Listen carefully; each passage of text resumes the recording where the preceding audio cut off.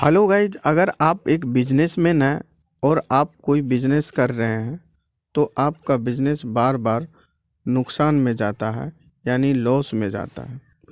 तो इस वीडियो को आप देखिएगा और आपको यह वीडियो 100% जो है बिजनेस को प्रॉफिट में ला देगा। केवल आपको इस वीडियो पे ध्यान देना है और इसके कहे मुताबिक आपको काम को करना है, तो आपका बिजनेस अवश्य सफल होगा। गाइज, हम और आप लोग करते क्या है कि कोई बिजनेस कोई व्यक्ति कर रहा है और उसका बिजनेस थोड़ा चलने लगता है तो देखा देखी उसी तरह का बिजनेस हम खुद शुरू कर लेते हैं, जिसका हमको कोई जानकारी नहीं होता है। तो इसमें होता क्या है कि हम फेल कर जाते हैं, मेरा बिजनेस लॉस में जाने लगता है। मैं कहना चाहूँगा गाइज, अगर आप बिजनेस शुरू करते हैं तो आप इस प्रकार ध्यान दें कि किस बिजनेस में आपको रुचि है।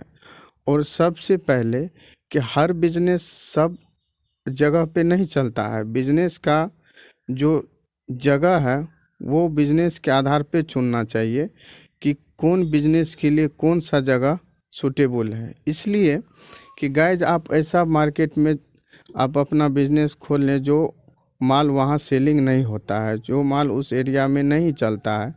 अगर आप उसका बिजनेस खोल लेंगे तो आप लॉस में जाएंगे। इसीलिए आपको यह देखना है कि किस बाज़ार में कौन सा रोज़गार चलने वाला है और कहाँ कौन सा माल का डिमांड है, तो उस स्थान पे अपना रोज़गार खोलें। और रोज़गार खोलने से पहले आपको उस रोज़गार के बारे में कुछ दिन किसी के यहाँ जा कर के, जो पहले से उस रोज़गार को कर रहे हैं, यानी उस बिजनेस को कर रहे हैं, तो उनके यहाँ जा कर के बैठ कर के समय दे कर के थोड़ा उसका अनुभव ले लें। इससे आपको क्या होगा कि आप जो इधर उधर से कुछ पैसा बटोर करके जमा करके उधार पैसा या बैंक से कहीं से कर्ज ले करके आप जो बिजनेस को करते हैं, तो आपके ऊपर पूरा प्रेशर रहता है उस कर्ज को चुकाने का। तो अगर आप बिना अनुभव का करेंगे, हो सकता है आप जो माल मंगा रहे हैं कहीं से, वह माल आप जिस रेट में वहाँ लाते हैं, अगर उससे कम रेट में आपके बाज़ार में माल वही बिक रहा है, तो फिर आपका माल कौन खरीदेगा। तो इसलिए आप कहीं पे बैठ कर के उसके बारे में पूरा जानकारी ले लें। अगर आप कोई भी प्रोडक्ट कहीं से ख़रीद के लाते हैं तो उस प्रोडक्ट का रेट आपको यहाँ भाड़ा समेत क्या पड़ेगा और अभी उस प्रोडक्ट का रेट आपके मार्केट में क्या है। तो मार्केट के अनुसार आप प्रोडक्ट का रेट और प्रोडक्ट दोनों पर आपको महत्वपूर्ण बात है ध्यान रखना। अगर आप इस दोनों बात पे ध्यान रखते हैं तो आपको फिर लॉस का कोई सवाल ही नहीं होता। दूसरा बात है कि अगर कोई बड़ा बिजनेसमैन है तो हम लोग क्या करते हैं, उसका चर्चा करते हैं। गाइज, हम ये कहना चाहते हैं कि अगर आप देखिएगा कोई बड़ा बिजनेसमैन है तो उसको कितना मेहनत करना पड़ता है।